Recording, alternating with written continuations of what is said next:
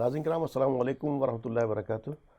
तहज़ीब टीवी पर आप सभी का इस्तकबाल है। मैं आपका मेज़बान आरिफ हसन और आप देख रहे हैं हमारा हफ्तेवार खुसूसी प्रोग्राम आपके मसाइल। आपके मसाइल में मुख्तलिफ मौज़ूआत पर हम बात करते हैं। आज का जो हमारा मौजू है वो ये है कि मौजूदा हालात में मुल्क की तरक्की में हमारा क्या किरदार होना चाहिए। इस सब पर बात करने के लिए मेरे साथ एक पूरा पैनल मौजूद है। आइए मैं आपको उससे मुतारिफ़ करा देता हूँ। नाज़रीन मेरे सबसे पहले मेहमान खुसूसी हैं जनाब खालिद अख्तर साहब, जो एडिटर है सी वोटर से। खालिद साहब आपका बहुत बहुत खैर। दूसरे मेरे मेहमान खुसूसी हैं जनाब आसिफ रियाज साहब, जो सीनियर जर्नलिस्ट हैं और समाजी कारकुन हैं। आसिफ साहब आपका बहुत बहुत खैर मकदम। शुक्रिया। तीसरे मेरे मेहमान खुसूसी हैं जनाब इनामुर रहमान साहब, जो असिस्टेंट सेक्रेटरी हैं जमात इस्लामी हिंद से। जी शुक्रिया साहब आपका बहुत बहुत खैर मकदम। नाज़रीन जैसा कि मैंने कहा, आज का हमारा मौजू है मौजूदा हालात में मुल्क की तरक्की में हमारा क्या किरदार होना चाहिए। इस वक्त के जो हालात हैं हमारे सामने, वो हम ये देख रहे हैं कि अगर किसी आदमी को गुनाह का एहसास ही ना हो कि मैं गुनाह कर रहा हूँ, तो वो तौबा क्यों करेगा या फिर उसकी इस्लाह क्यों करेगा। मौजूदा वक्त के अंदर हमने ये देखा कि इस वक्त अवाम में से ये इस चीज़ का एहसास ख़त्म हो चुका है कि मुल्क के अंदर या मुल्क किस डायरेक्शन के अंदर जा रहा है। उसके जो मसाइल हैं वो उसके मसाइल ही नहीं रहे। ऐसा लगता कहीं ना कहीं जैसे ये जहन जो है मफलूज हो चुका, हमारे जो आसाब हैं वो सल्ब कर लिए गए। हमें ना इस वक्त कोई महंगाई दिखाई देती है, ना कोई मुद्दा दिखाई देता है। अक़लियत का एक तबका ऐसा है जो सबसे पहले आकर के अपने आप ही विक्टिम बन जाता है और कोई भी मसला होगा सबसे पहले आकर के मैदान में खड़ा हो जाता है और फिर उसका शिकार होता है। और जो मौजूदा हुकूमत है वो ये भी यही चाहती है कि डिवीज़न हो, और डिवीज़न के नाम पर आज के दौर में हर चीज़ एक्सेप्ट है। महंगाई वहाँ में उरूज पर है, बेरोज़गारी वहाँ में उरूज पर है। कौन सी ऐसी चीज़ है, लेकिन हमारा जहन हर चीज़ को एक्सेप्ट करने के लिए तैयार है। तो मौजूदा जो हालात हैं, इसी पर मैं खालिद साहब से सबसे पहले जानना चाह रहा हूँ कि मुल्क के जो इस वक्त हालात हैं आप किस तरह से देख रहे हैं, इस वक्त मौजूद को किस तरह खड़ा पा रहे हैं, किस जगह पर। देखिए जो मुल्क के हालात हैं, अगर आप उन्हें एक जनरल नज़रिए से देखेंगे तो जैसे इकनॉमिकली जो है लोगों के हालात बहुत बेहतर नहीं हैं। भाई आप ज़्यादातर उसमें देखें, वो जो ग्लोबल रिसेशन है उसका भी असर है, आपका इन्फ्लेशन है, महंगाई से हर किसी को परेशानी हो रही है, सिर्फ मुसलमान नहीं दूसरे तबकों को भी हो रही है। और मुसलमान कोई एक आइसोलेशन में नहीं रह रहा है इस मुल्क में। जो सोसाइटी को लार्जर एस्पेक्ट्स पे जो दूसरे इश्यूज इम्पैक्ट करते हैं वो मुसलमानों को भी इम्पैक्ट करते हैं। अब ये रहा सवाल कि साहब जो है वो उन मुद्दों पे क्या करे, उन मसलों पे क्या करे। देखिए इस तरह के इश्यूज़ पे इंडिविजुअली या कोई एक जो है तबका, मतलब रिलीजियस कम्युनिटी के तौर पे मुजाहरे नहीं करता है। ये जिम्मेदारी ज़्यादातर उठती है कि भाई ये जो भी पॉलिसीज़ हैं, सरकार की पॉलिसीज़ की वजह से इस तरह का हो रहा है, तो सरकार को घेरने का काम होता है जो सियासी तंजीमें होती हैं उनका। और जब भी इस तरह के मुजाहरे होते हैं मुसलमान उसमें पार्टिसिपेट करता है। जी देखिए, जैसा आप कह रहे हैं, जो मुद्दे हैं, जो मसले हैं, बेरोज़गारी का हो गया, महंगाई का हो गया, ये सिर्फ मुसलमानों के ही नहीं है, ये हर किसी के लिए हैं और हर किसी की लाइफ को ये इम्पेक्ट कर रहे हैं और लोगों को चुभते भी हैं। अब इन मुद्दों का हल क्या है या इन मुद्दों के ख़िलाफ़ क्या करना चाहिए। देखिए ये सारे मुद्दे ऐसे हैं जिनका हल जो पॉलिटिकल पार्टी पावर में होती है ये उसके पास होता है। रोज़गार जनरेट करने का काम सरकार का है, महंगाई को कंट्रोल करने का काम सरकार का है। अब सरकार में जो पार्टी बैठी है वो बीजेपी है। अब उसके जो मुखालफत में जो ये पार्टियां मुद्दे उठा रही हैं, मुसलमानों के पास या जो इससे इम्पैक्ट होते हैं उनके पास यही तरीका होता है कि साहब आप उसी पार्टी को सपोर्ट करें। लेकिन अमूमन हो क्या रहा है कि जैसे मैं आपको एक बताता हूँ, अभी गुजरात के इलेक्शंस हुए, तो मैं चूँकि इलेक्शन सर्वेस की फील्ड से आता हूँ, तो वहाँ पे जब हम लोगों से बात ये करते थे कि साहब आपके लिए सबसे बड़ा मुद्दा क्या है, तो 38 से 39% लोग कहते थे बेरोज़गारी हमारे लिए मुद्दा है। जी ठीक है, तो लोगों को ये लगता है कि साहब ये तो 38-39% जो है कह रहे हैं बेरोज़गारी है, फिर 12-15% लोग महंगाई भी कह रहे थे। जब ये सारे मुद्दे वहाँ की जो मौजूदा हुकूमत है तो उसके ख़िलाफ़ जा रहे हैं। लेकिन जब आप देखते हैं कि सरकार जब वोटिंग होती है तो वो बीजेपी अपने सारे पुराने रिकॉर्ड तोड़ देती है। इनफैक्ट कांग्रेस का भी रिकॉर्ड तोड़ देती है माधव सिंह सोलंकी के टाइम का। जी जी। तो ये मुद्दे हैं, लेकिन सोसाइटी में पोलराइजेशन भी आज के वक्त में एक तो ये मुद्दे उस पोलराइजेशन पर भी हावी हुए। जी, ये मुद्दे उस पोलराइजेशन पे हावी हो जाते हैं। और दूसरा ये है कि जो अपोजिशन की पार्टीज़ हैं उनकी खामी ये है कि वो लोगों को ये कन्विंस नहीं कर पाती हैं कि साहब ये मुद्दे जो हैं इनको सॉल्व करने की ताकत बीजेपी में नहीं है, आप हमें लेकर के आइए। बीजेपी वहाँ पे ये लोगों को कन्विंस करने के लिए सक्सेसफुल हो जाती है कि साहब ये मुद्दे हैं, हम इसके लिए काम कर रहे हैं और इसका सॉल्यूशन भी हम ही दे पाएंगे। इन मुद्दों की तो बीजेपी बात ही नहीं करती कभी। जिस मौजूदा गवर्नमेंट जो है न बेरोजगारी की या इसके बारे में, बल्कि एक्सेप्टेंस अब समाज के अंदर इस वक्त हम देख रहे हैं सबकी एक्सेप्टेंस है। नहीं, देखिए वो बात करती है और लोक लुभावन जो है वो उनको प्रोमिसेस भी करती है। अब जैसे कल या परसों मोदी साहब ने जो है जितना करते हैं उससे ज़्यादा दिखावा होता है, वहाँ तो इवेंट मैनेजमेंट होता है। 71,000 लोगों को उन्होंने जो है अपॉइंटमेंट लेटर्स दिए, तो उसको दिखाया जाएगा ना जाने कितना बड़ा काम किया गया है। तो बेसिकली यहाँ पे मुसलमानों के पास देखिए वो मुसलमान एज ए कुकून में अलग तरह से होकर के कोई कम्युनिटी को मुजाहरे करके कुछ नहीं कर सकते हैं। उन्हें जो लार्जर सोसाइटी जो कर रही होगी उसके साथ में ही चलना होगा। मैं खाली सुनाने की बात नहीं है, खाली रही, मैं तो इस वक्त जो भाई साहब बात कर रहा हूँ सभी पूरे मुल्क के तमाम आवाम की बात कर रहा हूँ। उस आवाम को आप कह रहे हैं चुभते भी है, और फिर अभी इतना वक्त हो गया फिर उसी गवर्नमेंट को लेकर के आते, और फिर वही चीज़ जो आप कह रहे हैं पोलराइजेशन डिवीजन जो हो रहा है उसके ऊपर, इन मुद्दों पर वो चीज़ हावी क्यों है इस वक्त? देखिए हिंदी हार्टलैंड में स्पेशली अगर आप विंध्याचल से ऊपर का जो इलाका है जिसे हम काऊ बेल्ट कहते हैं या हिंदी बेल्ट कहते हैं, यहाँ पे पोलराइजेशन दूसरे मुद्दों पर ज़्यादातर हावी हो जाता है। जब क्योंकि आपके पास इन मुद्दों को सॉल्यूशन ढूंढने के लिए जब आपको मौजूदा हुकूमत नहीं करती तो वो इलेक्शंस का टाइम आता है। इलेक्शंस के टाइम में ये मुद्दे अमूमन पीछे छूट जाते हैं। पोलराइजेशन वाले मुद्दे या इमोशनल मुद्दे या हिंदुत्व पॉलिटिक्स के तहत जो मुद्दे खड़े किए जाते हैं वो मुद्दे हावी हो जाते हैं, और अक्सरियत जो है वो जो हिंदू कम्युनिटी की है वो बीजेपी के साथ ज़्यादातर वोट वहाँ चला जाता है। तो आप देखेंगे हिंदी हार्टलैंड में मतलब वो तो वहाँ तक बेरोजगारी, भूख, महंगाई, मईशत सब कुछ नीचे रह जाएगा। उस सब की मुझे कुछ फिक्र नहीं, सिर्फ मुझे डिवीज़न के ऊपर या पोलराइजेशन जो होगा वो तमाम चीज़ें हावी हो जाएंगी। जबकि मालूम है कि 8 साल या 7 साल जो भी है गवर्नमेंट का वक्त, वो कुछ नहीं कर पाई और चीज़ें मुल्क जो है पहले के मुकाबले और गर्त में चला गया। देखिए डायरेक्टली कोई वोटर ये नहीं कहता है कि साहब मैं पोलराइजेशन के तहत वोट दे रहा हूँ, लेकिन धीरे धीरे जो आपका परसेप्शन बिल्डिंग के जितने भी जो एस्पेक्ट्स हैं, जैसे मीडिया हो गया, सोशल मीडिया हो गया, स्पेशली सोशल मीडिया, सुबह से शाम तक व्हाट्सएप में, फेसबुक पे वो बीजेपी के एक सर्टेन नैरेटिव एस्टेब्लिश करने के लिए कि साहब जो है मोदी जी जो है आज तक के हिंदुओं के लिए सबसे बेहतरीन रूलर हैं, उन्होंने उनको हिंदुओं को वो दिया, प्राइड जो उनका खो चुका था, राम मंदिर उनके वक्त में हुआ 370, तो उन्होंने ये कन्विंस किया हुआ कि हिंदुओं के फेवर के लिए जो है, हिंदुओं के लाइफ के लिए उनसे बेहतर रूलर आज तक नहीं आया। तो ये एस्पेक्ट जो है वो अलग अलग तरह के नैरेटिव से, अलग अलग तरह के मैसेजिंग से वो होता है। और आप जैसे मैं कांग्रेस वालों से बात करता हूँ तो उनको भी ये सब वो एक्सेप्ट करते हैं कि साहब ये जो इकोसिस्टम इन्होंने डेवलप किया है लोगों के जहन पे कब्जा करने का, अपने नैरेटिव एस्टेब्लिश करने का, इसका तोड़ वो नहीं ढूंढ पा रहे हैं अभी तक। जी रियाज साहब, क्या हमारे जहन मफलूज हो चुके हैं जो इस तमाम तर चीज़ें हम नहीं देख पा रहे हैं? देखिए इस मुल्क में मैं एक रिपोर्ट पढ़ रहा था, 71% आबादी, 71% आबादी जो है यहाँ की, उनको कुपोषक आहार यानी पोषक आहार नहीं मिलता। तो उसके बाद हमारा देश जो है 116 जो भूखमरी का जो इंडेक्स है तो 116 कंट्रीज़ में 107वें नंबर पर है जी। यानी ये बांग्लादेश से भी बदतर हालत में है, नेपाल भूटान से भी बदतर हालत में है, तो इवन पाकिस्तान से भी बदतर हालत में है। ये तो जानना चाह रहा हूँ क्यों नहीं मुद्दे बन पाए? इस कंट्री में एक रिपोर्ट में पढ़ रहा था, ये पब्लिक डोमेन में है, गूगल करके पढ़ सकते हैं, 19 करोड़ लोग हर रोज़ भूखे पेट सोते हैं, हर रात का खाना उन्हें नहीं मिलता, सिर्फ एक खाने पे गुजारा करते हैं। इस कदर महंगाई है, इस कदर गरीबी है, इस कदर भूखमरी है, फिर करेंसी का जो वैल्यू है वो देखिए कैसे गिरता चला जा रहा है।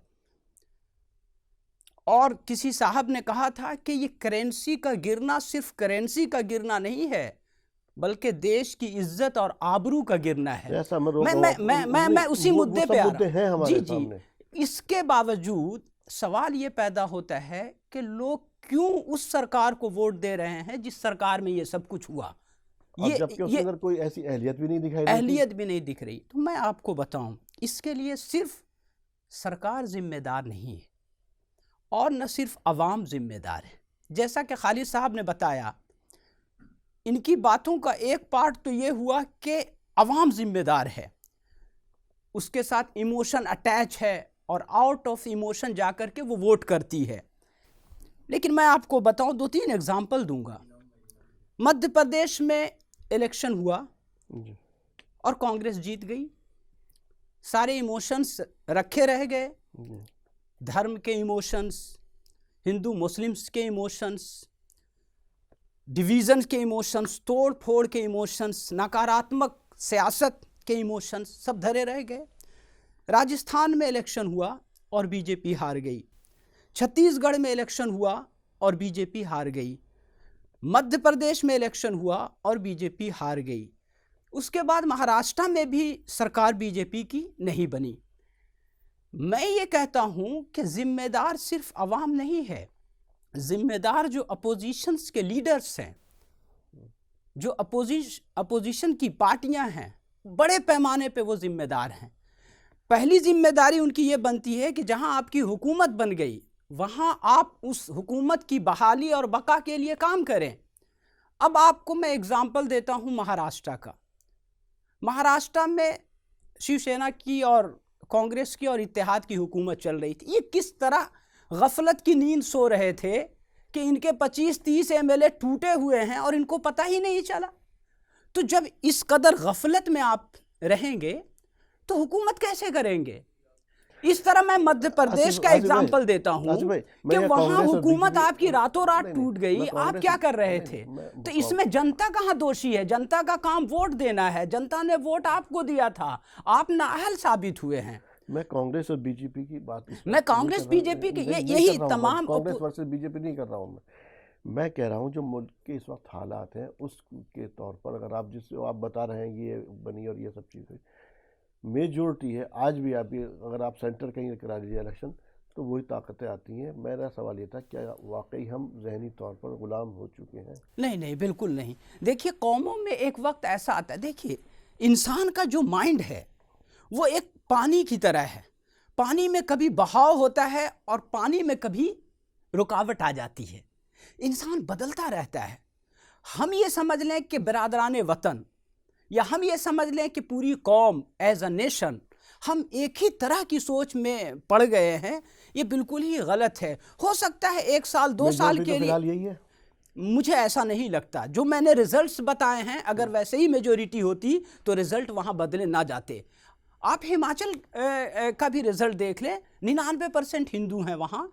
कौमें जो हैं वो बहाव पानी का धारा हैं, वो चलती रहती हैं। कभी गंदगी उसमें आ जाती है, वो गंदगी बह करके फिर साफ भी होती रहती है। वही हाल हिंदू का है, वही हाल मुसलमान का है, वही हाल क्रिश्चियंस का है। तो मैं अपने नेशंस, अपने मुल्क के लोगों के साथ मैं इजहारे यकजहती करता हूँ, रखता हूँ। तो और मुझे उम्मीद है कि ये लोग हालात के मुताबिक जागेंगे और सूरत हाल में बड़ी जल्द तब्दीली आएगी। किस तरह से तब्दीली आएगी, किस वक्त हम मुल्क की तरक्की में, क्योंकि फ़िलहाल तो जो दिखाई दे रहा ये तो मुल्क की तरक्की के आसार नहीं दिखाई दे रहे। इनामुर रहमान साहब बात की उन्होंने लीडरशिप की, लीडरशिप के अंदर की कमी है, लीडर की कमी है। इस तरह से आप अगर देखें हम, तो आप कहाँ खड़े हैं इस वक्त में लीडरशिप के अकॉर्डिंग? आपसे मुराद क्या? मुसलमान, एक माइनॉरिटी की बात कर रहा हूँ, मुसलमान की बात कर रहा हूँ। अब मैं आपसे पर्टिकुलर कि मुसलमानों के एक लीडरशिप के अकॉर्डिंग हम कहाँ खड़े हैं? कहाँ है लीडरशिप आपकी? लीडरशिप मुसलमानों की अलग अलग तरह से इसको देख सकते हैं आप। सियासी लीडरशिप को अगर आप देखते हैं तो मुख्तलिफ सियासी पार्टियों में देख सकते हैं। ख़ुद कुछ मिल्लत की अपने नाम से भी कुछ सियासी जमातें हैं। क्या वैल्यू है इनकी? न 3 में न 13 में। हाँ, ये भी कह सकते हैं। और दूसरी बात ये कि ये हमारे यहाँ की डेमोक्रेसी का इसको फेल्यूर कहें या इसमें खामी कहें कि जो मिल्ली लीडर्स या मुस्लिम लीडर्स उन पार्टियों के अंदर मौजूद हैं तो वो पार्टियां भी उनको मिल्ली लीडर नहीं मानती। बहुत एक बार हुआ ये, मैं आपको बताता हूँ कि एक जो पार्टी इस वक्त बरसर इक़्तिदार है उसमें भी कुछ मिल्लत के भी कुछ 1-2 लीडर टॉप में थे। एक मुस्लिम डेलीगेशन जब मिला तो बातचीत के दौरान उन्होंने कहा कि आपकी लीडरशिप होना चाहिए। तो उनका साहब आपके यहाँ भी तो हमारे लीडर हैं। तो उनका नहीं, वो आपके लीडर नहीं हैं, वो तो हमारे पार्टी के कार्यकर्ता हैं। तो मसला ये है कि लोग तो उनको इसलिए सपोर्ट करते हैं और पार्टियां भी जब इलेक्शन के वक्त में इस तरह से जाहिर करती हैं कि वो मिल्लत की नुमाइंदगी कर रहे हैं। इसमें जिनको आप मिली लीडर कह रहे हैं वो आप ही कीमत वसूल कर लेते हैं वहाँ पर। जी जी, ये भी एक वजह हो सकती है। और ये भी एक वजह हो सकती है कि पार्टीज का सिस्टम ऐसा है कि वो पार्टी अपने हाई कमान की परमिशन के बगैर, जिसको कहते हैं कि परिंदा भी पर नहीं मार सकता, तो ये भी एक मसला है कि वो बोलना चाहते हैं। इस वक्त मौजूदा दौर में हैसियत क्या है और आपकी कौन है आपकी जो बात कहेगा, कोई है आपके पास? देखिए, अगर आप मौजूदा दौर में सियासी तौर पर हैसियत की बात करें तो लीडरशिप ही नहीं, वो तो पूरे सिस्टम ने मुसलमानों को हाशिए पे लाने का काम किया। ओवरऑल सिस्टम ने ऐसा बना दिया कि लीडरशिप भी नाकारा हो जाए, आपकी नाकाम हो जाए और आप बेवजन हो जाएं। चूँकि मुझसे ज़्यादा इस मामले की समझ रखने वाले दो वो कर रहे थे और आप सहन कर रहे थे। नहीं, क्यों अभी भी आप अपने आप को मजलूम बना नहीं, मजलूम बना के मैं बताता हूँ आपको। ये मेरे हमारे दोनों पैनल के दोनों साथी इस बात की, शायद मेरी बात की तायद करेंगे कि जिस तरह से कंस्टिट्यूंसी को डिवाइड किया है। थोड़ा सा मैं मुदाखलत करूँगा। ये जो बात आपने कही बहुत शानदार बात और बहुत अहम बात कही कि ये डेमोक्रेसी का फेल्योर है। डेमोक्रेसी जब मजबूत होती है तो वहाँ तमाम आवाज़ें सुनी जाती हैं और उनको बढ़ावा दिया जाता है। तो आप जो ये कह रहे हैं कि मिल्ली आवाज़ें भी अगर दबी हैं तो वो भी डेमोक्रेसी के फेल्योर की वजह से हुआ है, मैं इसकी तायीद करता हूँ। एक आपकी ये जहाँ आप बैठकर रिकॉर्ड कर रहे हैं, इसी कॉन्स्टिट्यूंसी को 3 जगह तकसीम कर दिया गया है। वोट कुछ इधर चले आएंगे, कुछ इधर चले आएंगे, कुछ इधर जाएंगे। आपने इसके लिए क्या किया? नहीं, वो आपने ये सवाल मुझसे थोड़ी देर पहले ही पूछा था। मसला ये है कि आप सिर्फ आवाज़ उठा सकते हैं, इससे ज़्यादा कुछ नहीं कर सकते। कलम आपके हाथ में, ताकत जिसके हाथ में, उसने लिया कि एक लाइन ही तो खींचना है कि ये इलाका ये मोहल्ला उसमें, ये मोहल्ला उसमें। अब देखिए, आवाज़ भी उठ रही है इस वक्त। आवाज़ उठाना नक्कार खाने में तूती की आवाज़ की तरह है। और चूँकि जो पार्टी बरसर इक़्तिदार है उसके एजेंडे में ही आपको दीवार से लगा देना है। आपके पास कोई लाएअमल है उसके लिए? लाएअमल कोशिश करते रहेंगे, आवाज़ उठाते रहेंगे मुख्तलिफ फोरम्स पर। हमारी कंडीशन ये है, आपको दीवार से लगा रहे हैं, आप लगते चले और आप इस चीज़ का इंतजार कर रहे हैं कि कभी हमें दीवार में चुनवा देंगे। नहीं, लेकिन उससे निकलने की तदाबीर भी सोच रहे हैं। इन्हीं हालात में, ठीक है, मौक़े कम हैं गरचे, लेकिन इन्हीं परेशानी, इन्हीं मसाइल और इन्हीं दिक्कतों के बावजूद मुख्तलिफ मैदानों में लोगों ने आगे बढ़ना भी शुरू किया है। सियासी तौर पर भी नए तजुर्बात करना शुरू किए हैं, कुछ अल्टरनेटिव चीज़ें भी सोची हैं। तो लोग आगे बढ़ रहे हैं, ऐसा नहीं है। गरचे वो पावर का मिसयूज़ हो रहा है, डेमोक्रेसी का मजाक उड़ाया जा रहा है, आवाज़ दबाई जा रही है। खुद हम मिल्लत की क्या, आपकी मीडिया की आवाज़ दबाई जा रही है। अब आपको जोशीमठ का जो इशू चल रहा था, चलिए आपने मीडिया की बात की जी, आपके पास कोई है आपका कोई एक चैनल, कोई आपकी आवाज़ है जहाँ आप अपनी बात कह सकें? मीडिया पर उन्होंने तो सारा, जैसे खालिद साहब ने कहा, पूरा नैरेटिव मीडिया से लेकर के सोशल मीडिया सब पर सेट किया। आपने कोई मुकाबले के लिए कुछ किया आपने? देखिए, बाज़ लोग कहते हैं कि आप लोग अपना चैनल क्यों नहीं कायम कर लेते, बस यही बात कहते हैं। तो मिसाल के तौर पर आपने मीडिया की बात की तो मैंने, हाँ, नहीं, आपकी बात ठीक है। आप कहाँ खड़े? चैनल का लाइसेंस लेना जुए शीर लाने के मुताबिक हो गया है, बिल्कुल मुतरादिफ हो गया। अभी की बात है, उस वक्त दौर में ऐसा नहीं था। खालिद साहब, मैं आपसे एक और जानना चाह रहा हूँ कि लेकिन सोशल मीडिया वगैरह या अल्टरनेटिव मीडिया जो है उसके ज़रिए से तो लोग कोशिश पे भी आप बहुत पीछे हैं, बहुत हाशिए पर हैं उस जगह पर भी। मैं आपसे जानना चाह रहा हूँ, जैसे एक वक्त में जर्मन ने किया था कि जब पहले जो जंग हारी उन्होंने फर्स्ट वर्ल्ड वार के बाद, उन्होंने सारा इल्ज़ाम यहूदियों पर डाल दिया। क्या इस वक्त मौजूदा हालात भी इसी तरह से देख रहे हैं? और हम देख रहे हैं कि जहन, जैसे मैंने बार बार कहा, जहन कहीं ना कहीं हमारे मफलूज हो चुके हैं। देखिए, जहनी तौर पर गुलाम बनते जा रहे हैं। जहाँ जर्मनी से आप एनालॉजी ड्रॉ कर रहे हैं वो कुछ ज़्यादा हो जाएगा, ठीक है। उस तरह के हालात यहाँ नहीं हैं। ये हम जानते हैं कि यहाँ हिंदुत्व की जो पॉलिटिक्स है, ठीक है, और बीजेपी उस हिंदुत्व की पॉलिटिक्स का ही एक पैदाइश है। तो उसमें उनके एजेंडे में है, जैसे उन्होंने कहा कि आपको दीवार से लगा देना। अगर आप गोलवलकर की जो किताब है, जो फाउंडिंग फादर ऑफ आरएसएस है, अ बंच ऑफ थॉट्स, जी। उसमें एक चैप्टर है nation and it's enemies with in. उसका पहला सबहेड है मुस्लिम्स, क्रिश्चियंस और कम्युनिस्ट। जी। तो वो आपको मान के चल रहे हैं, ठीक है। और फिर उन्होंने इलेक्टोरल पॉलिटिक्स में आपके खिलाफ मतलब हिंदू वोटर्स की गोलबंदी करने के लिए सर्टेन एजेंडाज रखे वक्त वक्त पे, उस पर उन्होंने काम किया और कामयाब हुए। जैसे आपका राम मंदिर का एजेंडा हो गया, फिर आर्टिकल 370 वगैरह हुए। तो ये उनकी एक पॉलिटिक्स का हिस्सा है, ठीक है। और अभी जैसे मैं कहूँ कि अभी सब कुछ नहीं ख़त्म हुआ है, ठीक सही है। बात है। जैसे साउथ इंडिया में आप देखें बीजेपी का भी कोई वहाँ पे वो नहीं है, ठीक है। और नॉर्थ इंडिया में भी जैसा ये कह रहे थे आसिफ साहब कि उन्होंने इलेक्शंस हारे हैं जी।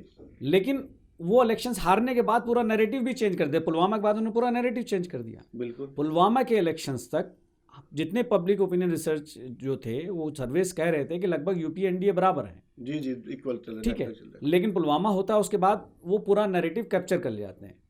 तो नैरेटिव क्यों कैप्चर कर ले जाते हैं? क्योंकि नैरेटिव बिल्डिंग के जो परसेप्शन बिल्डिंग के जो भी जराए हैं ज़्यादातर पे उनका कब्जा है। जी सही। आप बीजेपी के आईटी सेल के मुकाबले में कांग्रेस की आईटी सेल कुछ नहीं है। उनका अमित शाह का खुद कहना है कि उनके पास 30 लाख व्हाट्सएप ग्रुप्स हैं। जिस दिन जो नैरेटिव सेट करना चाहते 30 लाख में आप मान लीजिए 250 भी एक ग्रुप में होते हैं, आप सोच लीजिए कितने लोग हैं उनके उसमें। कहा था वो गलत जो- बात ही फैलाना चाहे तो फैला जी, सकते हैं। उनका आईटी सेल यहाँ से जो सुबह में एक मैसेज देता है वो 30 लाख ग्रुप्स में सर्कुलेट हो जाता है और वो उन्हीं के उस परसेप्शन बिल्डिंग का होता है। परसेप्शन बिल्डिंग किस पे होती है ज़्यादातर में? जिसमें कि ओवर्टली या सटल वे में मुस्लिम कम्युनिटी को या दूसरी कम्युनिटीज़ जो बीजेपी के उस हिंदुत्व के उसमें नहीं बैठती हैं उनको वो मुल्क का दुश्मन दिखाने का या सोसाइटी में जो भी डेवलपमेंट किया जा रहा है उसके खिलाफ दिखाने का। अब क्या हुआ है कि एक चीज़ और बताऊँ तो खालिद भाई, मैं ज़रा से आपको रोक रहा हूँ, मैं बार बार वही बात कर रहा हूँ, क्या हमारे अंदर भले से 30 लाख लोगों के पास ग्रुप है ये, क्या हमारे अंदर सही और गलत की तमीज़ नहीं रही? देखिए भाई, जो आम वोटर है या आम इंसान उसकी एनालिटिकल फैकल्टीज़ उतनी ज़्यादा स्ट्रांग नहीं होती हैं। आप हर किसी को अपनी तरह, आप जर्नलिज्म में, आप नॉलेज बेस्ड सेक्टर में काम कर रहे हैं, आपकी एनालिटिकल स्किल्स अलग होंगी। जो एक बिरयानी की दुकान में बिरयानी दुकान चला करके जो अपने घर को पाल रहा होगा उसकी एनालिटिकल स्किल्स अक्सर अमूमन ये होता है कि लोग जो उनके व्हाट्सएप ग्रुप्स में आया, मैसेजेस में आया, फेक न्यूज़ तरह से वो उसे मान लेते हैं।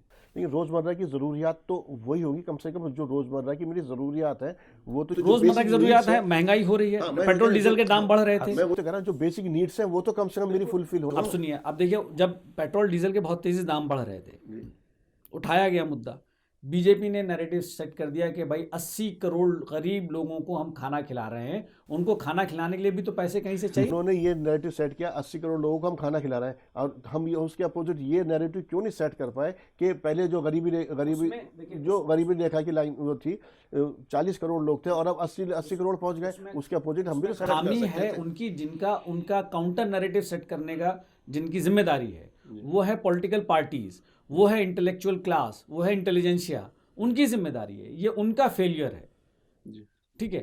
कि आप लोग क्यों अभी राहुल गांधी की जैसे आप बात, एक तो जैसे मैं पहले आऊँ कि चैनल की आपने उनसे बात की थी, ठीक है, आपका चैनल, देखिए मुसलमानों को अपना चैनल लाने की कोई ज़रूरत नहीं है, ठीक है, कोई एजेंट, क्योंकि वो लेकिन उस वक्त थी ना, कभी भी मैं बता रहा हूँ उस वक्त भी भाई मुसलमानों की बात सिर्फ मुसलमान क्यों करेगा?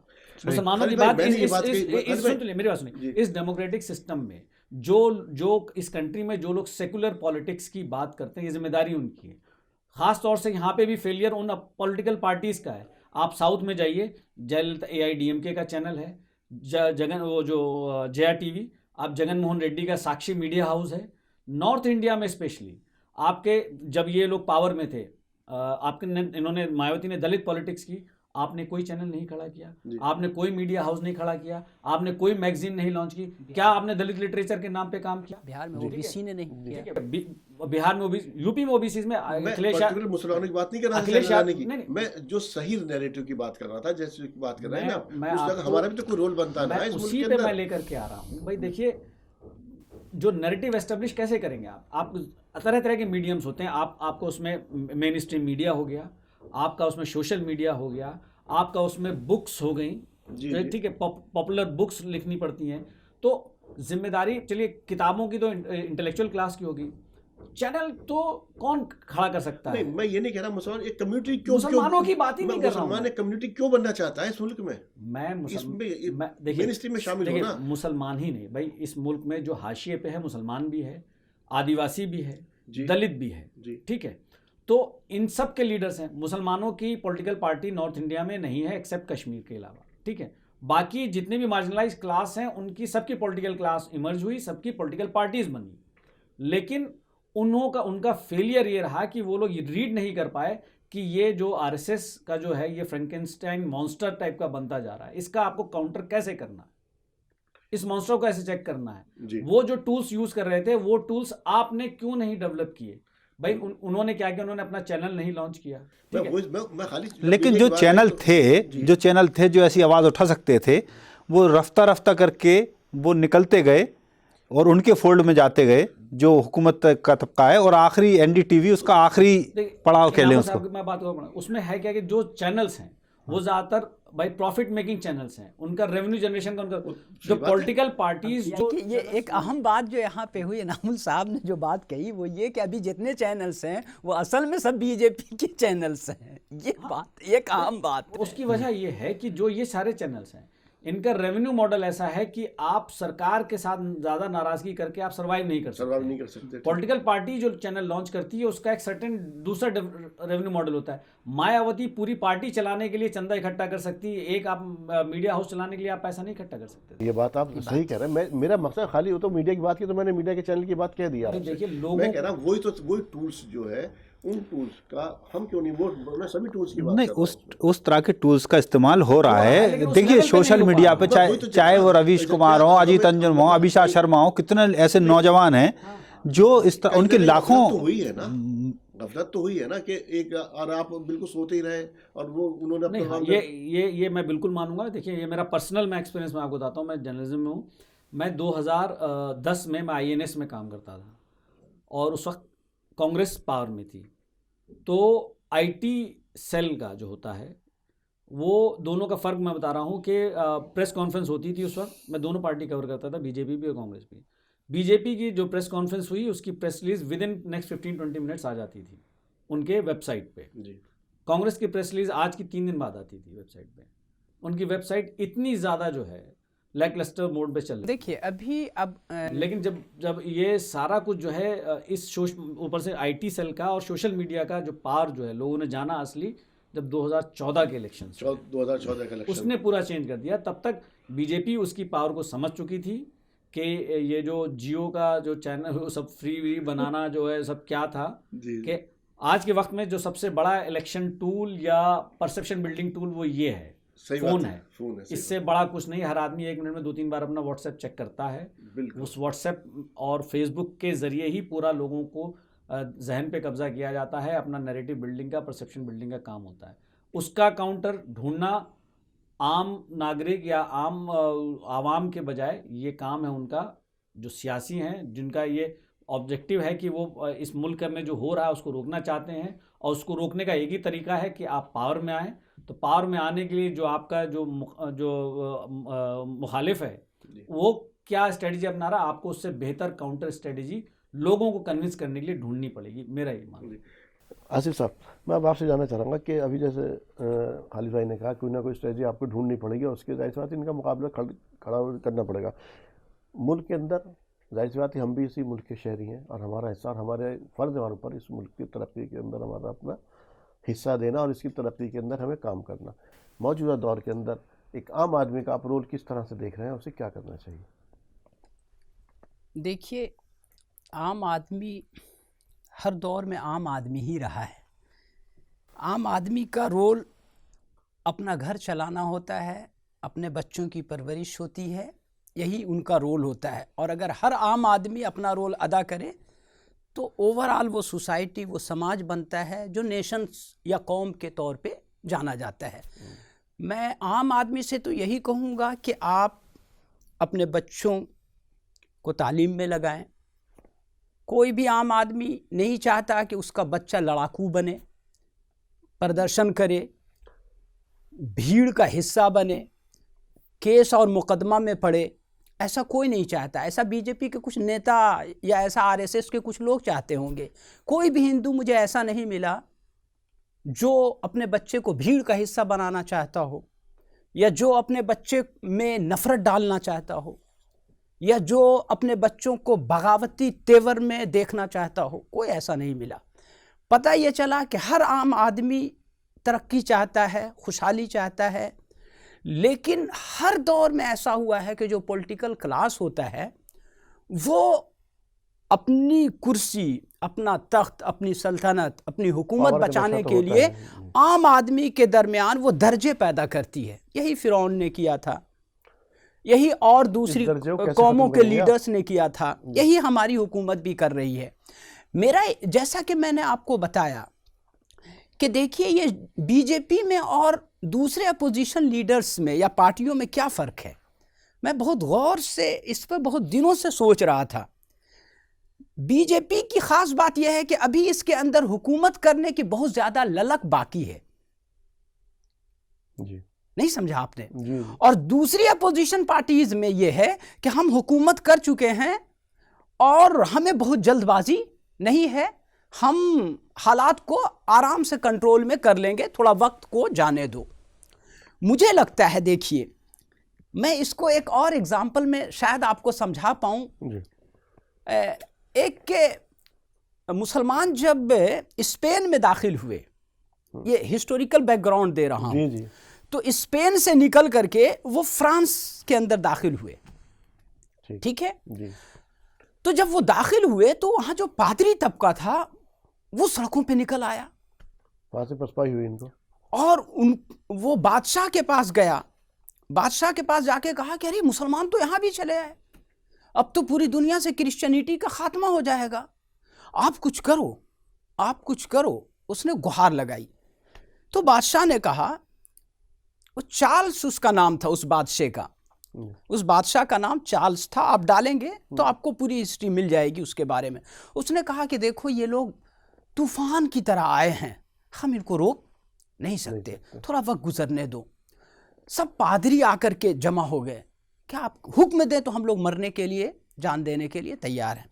उसने कहा कि हम कहते हैं कि हम अभी लड़ने के लिए तैयार नहीं है। उसने टाला। उसके बाद जब एक खास डेलीगेशन उसके पास आया पादरियों का, तो उसने उनको बैठा कर कहा कि रुक जाओ जब तक कि उनके हाथ हीरे और जवाहरात से भर ना जाए, उसके बाद मैं आऊंगा। उसके बाद जब इन्होंने खूबसूरत शहरों में जब ये दाखिल हुए, कोई अपने कमांडर, अपने लीडर्स की बात नहीं मानता था। हर आदमी की जो नजर थी वो दौलत पे थी, मतलब गोया कि आप ये कह रहे हैं कि उनके किले अंदर पे जब थी। एक उनके अंदर जब मिनट खुदखराबियां पैदा हो जाए। उसके बाद चार्ल्स जो था वो अपने घोड़े पे अपनी फौज के साथ सवार हुआ और उसने हमला किया। उसको चार्ल्स द हेमर कहते हैं। क्या कहते हैं? Charles the hammer. हेमर के मतलब होता है हथौड़ा। कहा जाता है वो इतनी तेज रफ्तार आया था कि उसने हथौड़े बरसाए। मुसलमानों को पहली बार ये फील हुआ कि किसी ने सर पे हथौड़ा मारा है। मेरा ख्याल ये है कि अपोजिशन जो पार्टियां हैं वो अभी वक्त को टाल रही हैं, वो हैमर चलाने के लिए अभी इंतजार में हैं।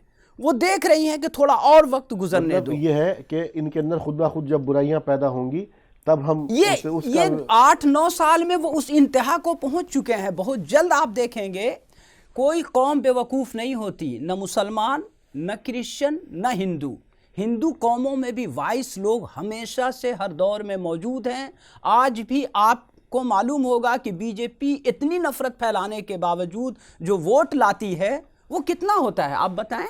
26%, 27%, 37%। आप बताएं 37% ही आपका पूरा वोट हो रहा है और बाकी भी तो हिंदू हैं। वो अगर देते तो आपका 80% होता, 32% पे ही गवर्नमेंट बन जाएगा, बन जाती। मैं ये कह रहा हूं कि आज भी हमारा मुल्क नफरत के उस आग में नहीं, नफरत की उस खाई में नहीं गिरा है जहां हम जिसका हम अंदाज़ा कर रहे हैं। शायद मुझे उम्मीद है कि ये कौम फिर से उभरेगी और जो रास्तबाजी है, जो सच्चाई का रास्ता है, ईमानदारी का रास्ता है, जो विजडम का तरीका है, उस पे ये फिर से कायम होगी। जी खाली भाई। देखिए, खैर इन्होंने एक एग्जांपल दिया, उसको मैं बोलूँगा। देखिए, इंडिया में जो पॉलिटिकल सिस्टम है वो फर्स्ट पास्ट द पास्ट वाला है। तो उसके तहत में 37% बहुत होता है। अगर आप ये 2 पार्टी सिस्टम करेंगे तो आप देखेंगे शायद बीजेपी 70% वोट ले जाएगी आज की तारीख में, अगर 2 पार्टी जिस तरह का पोलराइजेशन है। ये मैं मानूंगा कि हाँ उस तरह के हालात नहीं हुए, लेकिन हालात काफ़ी ख़राब हो चुके हैं। हालात इतने ख़राब हो चुके हैं मुसलमान के लिए ख़ास तौर से कि सिर्फ उसकी आइडेंटिटी पे उसको बस में ट्रेन में उसकी लिंचिंग हो जाती है और उनके खिलाफ कुछ नहीं होता है। तो हालात ख़राब हैं, इसमें कोई दो राय नहीं है। और इसमें मुझे सबसे ज़्यादा शिकायत हिंदू सोसाइटी में उस तबके से है जो इनकी सियासत से नाइत्तफाकी रखते हुए भी खामोश है। ठीक है, मेजॉरिटी नाइत्तफाक रखती है, ये भी मैं मान रहा हूँ। काफ़ी मेजॉरिटी ना हो तो काफ़ी बड़ा तबका है जो नाइत्तफाकी रखता है इनकी सियासत से, इस पोलराइजेशन से, क्योंकि इससे कुछ मुल्क का फ़ायदा हो नहीं रहा है, महंगाई, बेरोज़गारी, बच्चों को जॉब नहीं मिले, लेकिन फिर भी जो खामोशी इख्तियार रखते हैं, शिकायत उनसे है। जबकि मेजॉरिटी की जिम्मेदारी थी माइनॉरिटी की हिफाजत करना। कि सही आप जो आपका खामोश रहना एक तरह से एक्सेप्टेंस माना जाता है कि जो हो रहा सही बात है उसके साथ में, ठीक है। तो और दूसरी बात, उनकी खामोशी को आवाज़ में तब्दील करना जिम्मेदारी होती है पॉलिटिकल पार्टीज़ की जो इस पार्टी इनके मुखालफत में है जी। भाई मुस्लिम हो गए, दूसरी माइनॉरिटी है, जो दूसरे मार्जिनलाइज सेक्शंस हैं, उनकी आवाज़ उठाना जिम्मेदारी है जो अवेयर कम्युनिटीज़ हैं उनकी और पॉलिटिकल पार्टीज़ की। पॉलिटिकल पार्टीज़ अपनी जिम्मेदारी पूरी कर नहीं पा रहे हैं और अवेयर कम्युनिटी खामोशी अख्तियार किए हुए। सबसे बड़ी प्रॉब्लम आज के वक्त में यहाँ पे आ जाती है। और जो असल तस्वीर है मुल्क की वो भी तो सामने लाने की ज़रूरत है। जिन जिन इंडेक्स पर, जिन इंडिकेटर्स पर हम कहाँ खड़े हुए हैं, लेकिन उसकी बजाय वो सारे इंडिकेटर को, वो सारी रिपोर्ट्स को तो ये झूठ का पुलंदा बनाकर उसको कहते हैं रद्दी तो टोकरी में डाल दिया जाए। करेंगे जैसे अभी खालिद साहब ने कहा कि उनकी जिम्मेदारी जो अवेयर सोसाइटी है, लोग हैं, उनकी जिम्मेदारी मुसलमानों की, माइनॉरिटी की आवाज़ को आगे लेकर नहीं, कहीं ना कहीं हमारी भी तो कोई जिम्मेदारी बनती है। नहीं, देखिए जितनी आवाज़ उठा सकती है कम्युनिटी वो अपने मसाइल को भी हल करने में लगी है, उसलिए कि उसको तो इतना होमवर्क। देखिए हर दिन का सूरज जब तुलू होता है इस वक्त, तो हर दिन कुछ नए मसाइल के साथ शुरू होता है। सही बात है। तो एक मसले को हल नहीं कर पाते कि 4 मसाइल नए खड़े हो जाते हैं, और हर मसला अपने आप में इतना पेचीदा होता है कि वो पूरी एनर्जी चाहता है कि उसको हल करने में लगाया जाए, चाहे वो तहफ़्फ़ुज़ का मसला हो, कभी लिंचिंग का मसला हो, कभी पर्सनल लॉ का मसला हो, कभी यूनिफॉर्म। अभी तक आप कितने मसले हल कर पाए? मैं कह रहा हूँ ना कि एक ठीक से हल नहीं हो पाता कि 4 नए होते हैं और हर एक तवज्जो चाहता है अपनी। इस मुल्क के लिए हमारी भी कुछ इसके बावजूद भी खाली अब मुझसे आपसे मुसलमानों की बात कर रहा हूँ, मुसलमानों की और जो तंजीमें हैं उनकी भी जिम्मेदारी इस मुल्क के अंदर खुशहाली रहे, तो उनका अपना क्या रोल होना चाहिए?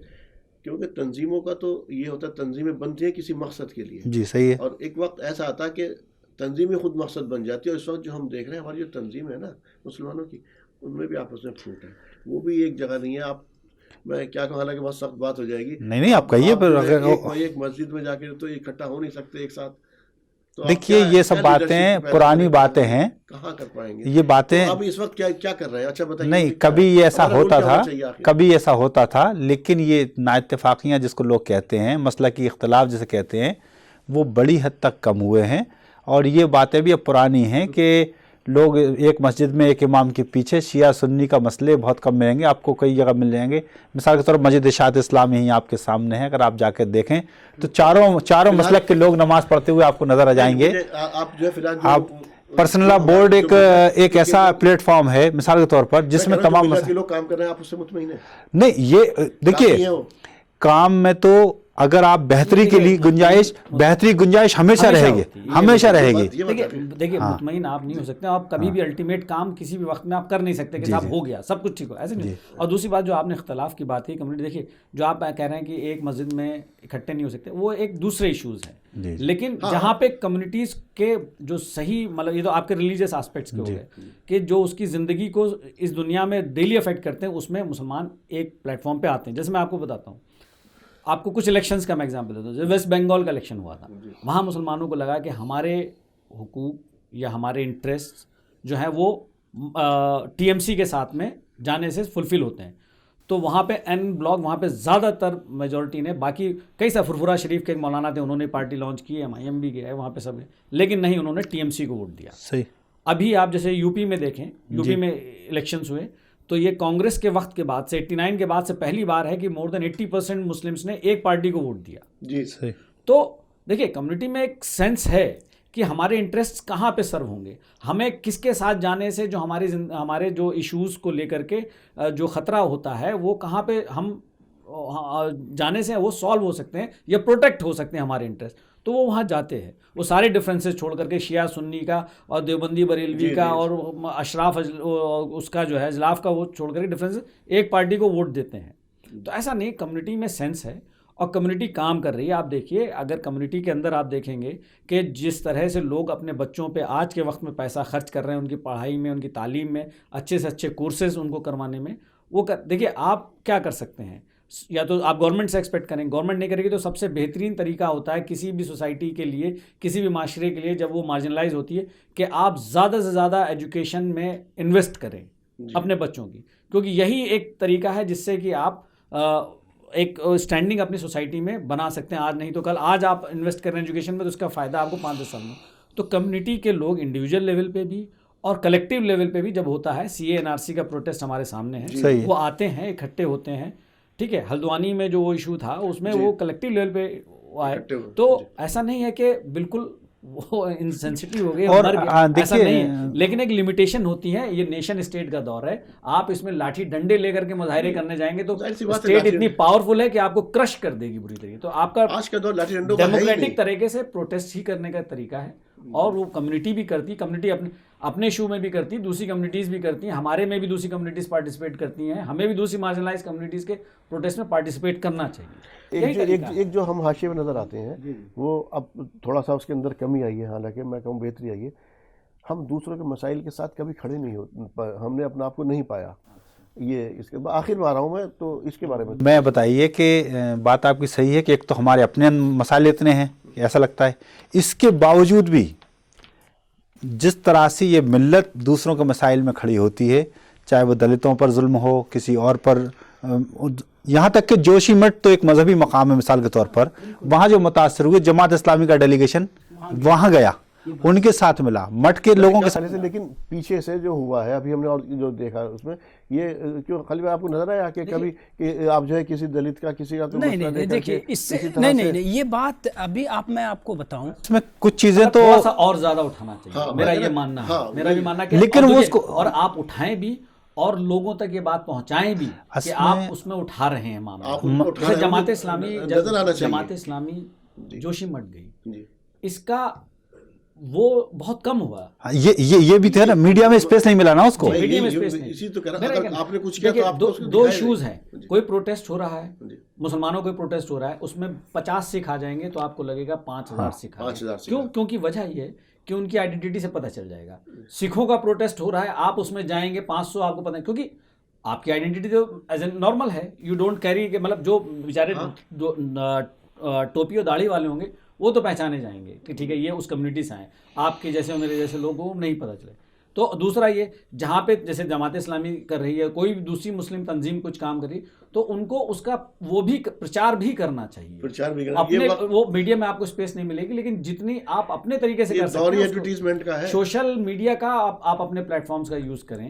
आप अपना ट्विटर हैंडल है आपका, उसको पता नहीं, आई डोंट नो कि जमात इस्लामी ट्विटर हैंडल मैंने जी देखिए, इसमें मुसलमानों के साथ एक चीज़ मजहबी तौर पर भी जुड़ी हुई है, वो ये है कि वो जो नेकी कर दरिया में डाल वाली जो बात है ना, कि भाई हम करेंगे तो सब, कितने लोगों का मजलूमीन की मदद करते हैं, कितने लोगों की मजलूमों की मदद करते हैं, और बिला तफरीक मजहब व मिल्लत करते हैं आप। अच्छा हाँ, एक बात याद आई मुझे, ये बताइए कि ये कोविड के ज़माने में सबसे ज़्यादा मदद किसने की? जमात इस्लामी ने तो की, चलिए एक जमात के तौर पर, पूरी मिल्लत ने, हाँ पूरी मिल्लत ने, लेकिन जहां बॉडियां उठाने वाले उनके घर के लोग नहीं थे, मुसलमानों ने अर्थियां कंधे पर उठा के शमशान घाट तक पहुंचाई। लेकिन वो कितने दिन तक आई? मेजॉरिटी कम्युनिटी से क्या रिस्पॉन्स मिला? ठीक है, उनके रिस्पॉन्स की तवज्जो नहीं देना। आप जो मेजॉरिटी कम्युनिटी थी, जैसे अभी खालिद भाई कह रहे थे, लेकिन मतलब आप जो कह रहे थे, आपके सवाल पर मैंने बात कही, आपके सवाल पे ये बात कही कि आप मुसलमान दूसरों के लिए नहीं करते। मैं एक बात कहूंगा आपको, देखिए जिस दौर से मुसलमान गुजर रहा है आज, इसी तरह के दौर से 80s में सिख कम्युनिटी गुजरी है, बिल्कुल ठीक है। उनको भी आइडेंटिटी देख करके ही बस में उनके साथ बदतमीजी होना, उनके साथ मारपीट होना, ये उनके साथ हुआ। लेकिन उसके बाद क्या हुआ एज ए सिख कम्युनिटी, उन्होंने जो सोशल कैपिटल है वो बहुत ज़्यादा अर्न की, हर जगह मौजूद होना, कहीं पे भी जाना। और उसको देखिए, अगर आपका लोगों में प्रचार करने से आपकी कम्युनिटी को गुडविल मिल रही है तो आपको प्रचार करना चाहिए, मेरा ये कहना है। नहीं, हम काम खुद भी नजर आता है। आज तक वो उसने एनडीटीवी ने भोपाल में जमात ने काम किया था, हाईवे के ऊपर कितना बड़े वो खाने और उसका नज्म किया था, तो कवर हुआ। कितनी जगह कोविड फील्ड हॉस्पिटल बनाए जमात ने, हजार बेड तक के हॉस्पिटल बनाए, तो कुछ जगह कवरेज भी मिला, लेकिन जमात खुद से नहीं करती। जमात खुद से नहीं। कोविड की बात कर रहे हैं ना, जिस वक्त कोविड शुरू हुआ है और ये मुल्क बंद किया गया ना, तो कुछ शुरुआती हालात के अंदर जो गवर्नमेंट थी, ताकत थी, एकदम बैकफुट पर थी। इनको समझ ही नहीं आ रहा था क्या हुआ। फिर जिस आप जमात का जो बात कर रहे हैं ना, उन्होंने ऐसा नैरेटिव सेट किया आपके लिए, इतना ज़बरदस्त तरीके, सारा कोविड के जिम्मेदार आप बन गए, किसी को भी लेकर के लिया। तो देखिए उसी तरह से कह रहा हूं। इसके बावजूद भी जितने ऑक्सीजन सेंटर थे बड़े बड़े कोविड, यहाँ तक कि नागपुर के अंदर 1000 बेड का हॉस्पिटल चला रही जमात। प्रचार क्यों से उसे इस जो हमारी जो अदर कम्युनिटीज है, आपने उसको दिखाया क्यों नहीं, उसे समझाया क्यों नहीं, ये हम कर रहे हैं, ये आप कर रहे हैं। असल में वो जो जज्बा होता है ना, वो जज्बा खिदमत का होता है, ना कि नेक। मैं उसमें बोलूंगा कि जमात में जो लोग मैनेजमेंट के लोग हैं उनकी कमियां, बिल्कुल कमी थी हकीकत। मैं आपको देखिए, आपको कुछ आपके अपने शाहीन बाग में या आपके ओखला में लोगों को नहीं पता होगा कि जमात ने इतना काम किया है। और हाँ, एक चीज बता रहा हूँ, आपको कुछ नहीं करना है। आप जो सर्विस करते हैं, जो रोजमर्रा, आप बाहर में एक बड़ी एलईडी स्क्रीन लगा दीजिए, उसमें जो आपकी एक्टिविटीज हैं वो चलती रहेंगी। मतलब उस तरह के आप वीडियोस शूट कीजिए, उनको चलाइए।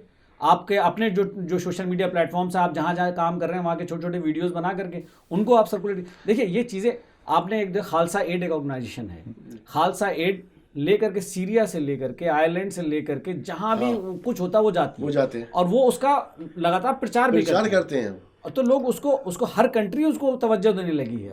देखिए आप काम करें, उसको बताएं भी लोग। आपकी बात से इत्तेफाक तो है, लेकिन वो जो जमात इस्लामी के जो फिक्र है, जो उसकी पूरी अप्रोच है और जो मिजाज है, वो ठीक है। ये वक्त की जरूरत है, ये आप आपकी बात कर ठीक है, लेकिन असल में काम करने में ज्यादा तवज्जो है, ना तक के पब्लिसिटी में।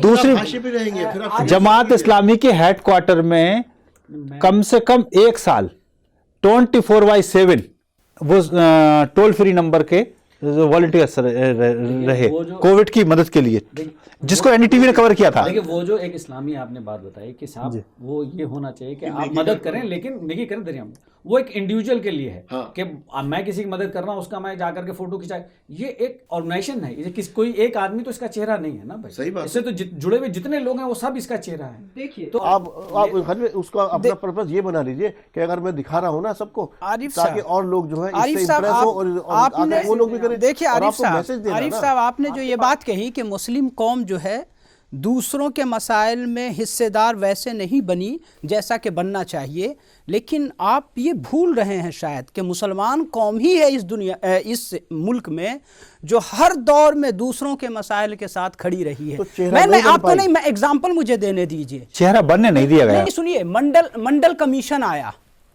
जितने भी मंडल कमीशन से लीडरशिप उभरी उनको किसका सपोर्ट हासिल था? मुसलमान तो उसके लिए तो बदनाम हुए। नहीं, Mandal commission was not a Hindu aspect भाई, उसमें ओबीसी मुसलमानों को भी फायदा मिला। उसमें मुसलमान थे कि नहीं थे? तो मेरा ये कहना है कि हर दौर में हम अब बरादरान वतन और दबे कुचले मजलूमों के साथ खड़े रहे हैं। ये अलग बात है कि हमने उसकी बहुत ज्यादा हिस्सेदारी हासिल नहीं की, उसकी भी कई वजूहात हैं, हम उन वजूहात पे अलग से डिस्कशन कर सकते हैं। लेकिन बात यह है कि देखिए, एक एग्जांपल मैं आपको दूंगा। आप जंगल में जाएं, एक हिरन होती है और उसके पीछे एक शेर दौड़ता है, हिरन भागती है, शेर पीछा करता है, फिर वो हिरन किसी और करवट में बैठ जाती है, फिर शेर को मायूसी हाथ लगती है, फिर वो लौट आता है। जंगल का ये तरीका है, ये भाग दौड़, ये खेल होता रहता है। तो आप इसको समझिए, ये पॉलिटिकल खेल इसी तरह का एक खेल है। इसमें पीछा होता है, इसमें पीछे हटना पड़ता है, आगे बढ़ना पड़ता है। जब तक ये खेल हम नहीं समझेंगे। इसमें एक आखिरी बात ये कहना चाहूँगा कि जो कौम कमज़ोर होती है, चाहे वो माशी तौर पर हो, तालीमी तौर पर हो, समाजी तौर पर हो, सियासी तौर पर हो, उसके अखलाक को भी लोग उसकी कमज़ोरी समझते हैं। देखिए, गुजरात के जो पुल गिरा, उसमें उन नौजवानों ने सैकड़ों लोगों को बचाया। अगर आप, कई जगह उसकी तारीफ भी हुई मीडिया में कि जो नौजवानों ने अपनी जान की परवाह किए बगैर ये किया, और ऐसे वाक़यात हम रात दिन देखते रहते हैं, किसी ने किसी को किसी भी बुरे वक्त में बचा लिया। लेकिन आप उन्हीं खबरों के नीचे कमेंट पढ़िए कि वो तो ये समझते हैं कि ये तो हमारे सेवक हैं, इनको तो ये करना ही चाहिए, उसको वो उनका अखलाक नहीं समझते, मजबूरी समझते हैं। तो ये नैरेटिव, जो नैरेटिव बिल्डअप हो उसे तोड़ने की जरूरत तो है। हाँ, लेकिन हम ये कहते हैं कि आप अच्छे काम करते रहिए। लोग क्या समझते हैं, अखलाक आपकी जिम्मेदारी मजहबी तौर पर भी, अखलाकी भी है, हम तो उसको ये समझते हैं। लेकिन उसको फेस भी बनाइए, ऐसा नहीं है फेस बनाना आप लोगों का काम है, मीडिया फेस बनाए उसको। जी खालिद भाई, आखिर में बस देखिए, ये दूसरों के इश्यूज़ पे बात कर रहे हैं ना हम लोग। जी जी नहीं, मेरा मानना है कि जिस तरह का पार्टिसिपेशन होना चाहिए था उस तरह का नहीं रहा है कम्युनिटी की तरफ से। एक लेटेस्ट था, फार्मर्स प्रोटेस्ट था, वो सारे किसानों का मुद्दा था। जी, जी। उसमें अब हमने देखा कि बहुत कम मुसलमानों की तरफ से पार्टिसिपेशन था, किसान मुसलमान भी हैं। जी। और दूसरा मेरा ये है कि जो भी तंजीमें ऑर्गेनाइजेशंस कर रही हैं, उनको जो दूसरी कम्युनिटी जिसमें आज आपको लेकर के एक सस्पिशन का एक माहौल बना दिया गया है। जी, जी। ठीक है, आपको एक मतलब लेकर के मुसलमान लेकर के मतलब सस्पिशियस रहते हैं कि भाई इनकी लॉयल्टीज़ कहाँ हैं, कैसी हैं। तो आपको जो आप हर किसी के लिए काम कर रहे हैं, वेलफेयर का, पब्लिक वेलफेयर का, वो उन कम्युनिटीज़ तक आपको पहुंचाना चाहिए कि भाई हमारे यहाँ जो ऑर्गेनाइजेशंस हैं, अगर उसमें सिर्फ इस्लामी वर्ड जुड़ गया है तो उसका मतलब ये नहीं कि सिर्फ मुसलमानों का वर्ड, मुसलमानों की बात करती हैं, वो हिंदूज़ के और जितने भी मार्जिनलाइज सेक्शंस हैं उनके सब के लिए काम करती है। और देखिए, ये काम हमने किया है, यहाँ पे किया है। इस वक्त में वो अलग अलग ज़राए हैं, उनका यूज़ कर सकते हैं आप। मेन स्ट्रीम मीडिया आपको जगह नहीं देती, तो आप अपने सोशल मीडिया हैंडल्स का, प्लेटफॉर्म्स का यूज़ कीजिए। क्योंकि देखिए, अगर नहीं बात पहुंच रही है तो उससे आपका नुकसान हो रहा है। बात पहुंच रही है तो आपकी पूरी कम्युनिटी के लिए गुडविल उनको मिलता है। क्योंकि देखिए, आज के वक्त में एक मुसलमान को स्कूल के लेवल पे भी एक मुसलमान बच्चों को ये बातें सुनने को आती हैं, ये आती हैं। तो आप जब दूसरी कम्युनिटी का गुडविल अर्न करेंगे तो ये सारी चीज़ें हर लेवल पे डाइल्यूट होंगी, अगर ख़त्म नहीं भी होंगी तो। जैसे डाइल्यूट हुई है सिख कम्युनिटी के लिए 80s से लेकर अब तक, आपके लिए भी। देखिए, मैं आपकी बात को आगे बढ़ाता हूँ वहीं से। कई मूवमेंट ऐसे हुए, चाहे वो सिख मूवमेंट हो, ऐसा नहीं है कि मुसलमान उसमें शरीक नहीं थे। मसला ये होता है कि उन मूवमेंट्स में भी कई बार उन लोगों को भी तरद्दुद होता है कि मुसलमान ज़्यादा नज़र आएंगे तो मसला होगा। लेकिन वहाँ लंगर चलाने वाले मुसलमान भी थे, उन लंगरों में हम गए, उनकी नहीं, उनकी लीडरशिप से, जमात इस्लामी की लीडरशिप की भी मुलाकात हुई है, जाकर अमलन सपोर्ट भी किया है। बस ये कि भाई ठीक है, आप करिए जहाँ ज़रूरत होगी, ताकि वो वैसे ही रहे। उसको कुछ और लोग दूसरे, चूंकि कहाँ खालिस्तानी और क्या क्या, तो उनको वैसे भी लगने लगा था उनके ऊपर इल्ज़ाम, फिर और समझेंगे। मैं तो देखता हूँ जमीयत उलमा वाले भी, किसान लोग जो मुसलमान यूपी वेस्ट और ईस्ट के जो जमीयत से जुड़े हुए लोग हैं, वो ट्रैक्टर भर भर के आए। और जमात इस्लामी ने पंजाब से, जमात इस्लामी का पूरी टीम आई। मसला ये है कि एक तो वो मीडिया में वो चीज़ वैसे नहीं आई, आप मजबूर हो गए, ये फिर बात नहीं, मैं तो ये कह रहा हूं कि हम इसकी परवाह किए बगैर आगे बढ़ रहे हैं। हम काम कर रहे हैं, हम काम कर रहे हैं। चाह रहे हैं कि वो हमें उन्होंने अछूत बना दिया, तो ऐसा तो नहीं, हम तो इसकी परवाह नहीं कर रहे कौन सा मीडिया हमें क्या बनाता है, क्या बोलता है। हमारा काम खिदमत का है, दावत का है, वो करते रहेंगे इंशाल्लाह। आप अगेंस्ट करेंगे उसको, तो आप अपोज करेंगे उसका। अरे कुछ कह रहे थे क्या? नहीं, मैं यही कह रहा था, थोड़ा सा जो फार्मर्स प्रोटेस्ट में जो पार्टिसिपेशन था, जैसे भारतीय किसान यूनियन है, उससे मुसलमान उतना ज़्यादा नहीं जुड़ा था जितना जुड़ना चाहिए था। भाई देखिए, 2.5% कम्युनिटी है। अल्टीमेटली देखिए, आपने खालिस्तानियों का उनके ऊपर लगाया, लेकिन हुआ क्या, आपको बिल वापस लेने पड़ गए। उन्होंने आपको फोर्स कर दिया वापस लेने के लिए, जेन्युइन कॉज के लिए। दलित पे जहाँ कहीं, मतलब मेरा ये मानना है कि दलित के ऊपर कहीं भी अट्रॉसिटी हो रही है, तो कोई जो बड़ी ऑर्गेनाइजेशंस हैं मुसलमानों के, बड़े फेसेस हैं मुसलमानों के, उनकी तरफ से सबसे पहले क्रिटिसिज्म आना चाहिए कि ये गलत हो रहा है। जी, वही जैसे हाथरस का केस हुआ था, सबसे पहले आना चाहिए था बिल्कुल कि साहब ये गलत है। आप कम से कम, अगर आप जमीन मतलब प्रोटेस्ट नहीं कर सकते, बोल तो सकते हैं, आपको मैसेज देना चाहिए कम्युनिटीज जो हमारी। और देखिए, दलित कम्युनिटी ऐसी है जो आपके साथ, तो ये पिछले अभी कुछ सालों में हो रहा है, जो वो एक तरह जुल्म जो है हज़ारों साल से झेल रही है, और उसका एक सेंटिमेंट होता है मुसलमानों के और जो भी मार्जिनलाइज सेक्शंस हैं उनका एक दूसरे के लिए एक थोड़ा सॉफ्ट कॉर्नर होता है, क्योंकि वो अपनी परेशानियों को, दूसरे की परेशानियों को आइडेंटिफाई करते हैं। तो उन इश्यूज़ पे आपको, इनफैक्ट मेरा तो कहना है कि अगर किसी मेजॉरिटी के जो भी डोमिनेंट क्लास है उसमें भी कोई जाति हो रही है, हमेशा सबसे पहले बोलना चाहिए मुसलमान को। तो उससे ये मैसेज जाएगा कि नहीं, आप दूसरों के भी मसलों पे हमेशा बोलते हैं, आगे रहते हैं, और बोल भी रहे हैं तो उनके लोगों तक हम तो हर दौर में बोल रहे हैं, जी, बोलते आए हैं, हम तो हर दौर में बोलते आए हैं। नाज़रीन, आज हमने बात की मुल्क के तरक्की के बारे में, मौजूदा हालात में किस तरह से अपना रोल अदा करें। सबसे पहले मुल्क का जो हालात है उसका भी जायज़ा लिया, कौन कम्युनिटी कहाँ खड़ी है इसका भी जायज़ा लिया। ये मुल्क जो है सभी का है और इसके अंदर आप किसी को मार्जिनलाइज नहीं कर सकते। अगर आप कर रहे हैं, ख़ासतौर जैसे मुसलमानों की बात हुई, तो मुसलमानों को उनके इशू के साथ खड़ा होना और दिखना भी चाहिए कि आप दिखाई भी दे कि हाँ आप उनके साथ खड़े। बल्कि आपको तो इसलिए पैदा किया गया था, आपको तो ये दिया गया था कि आप दूसरे के प्रॉब्लम्स को लीड करें, उनकी प्रॉब्लम्स आप सॉल्व करें। आप भी कहीं ना कहीं अपना सबक भूल गए हैं और जब तक आप दूसरों के मसाइल के साथ नहीं खड़े होंगे, उनके सॉल्यूशन नहीं आपको दिखाई देगा या उसके सॉल्यूशन नहीं करेंगे आप और उनकी हिस्सेदारी नहीं करेंगे, तो आप इसी तरह से मार्जिनाइज होते रहेंगे। और मुल्क जैसे उन्होंने इस वक्त पोलराइज कर दिया, डिवीजन मुल्क के अंदर कर दिया, आप और दीवार से लगते चले जाएंगे। प्रोग्राम में शमूलियत के लिए आप सभी का बहुत बहुत शुक्रिया। शुक्रिया, शुक्रिया। नाज़रीन, आपके मसाइल में आज इतना ही। इसी के साथ अपने मेज़बान को दीजिए इजाज़त। अस्सलामु अलैकुम वरहमतुल्लाहि वबरकातुहू।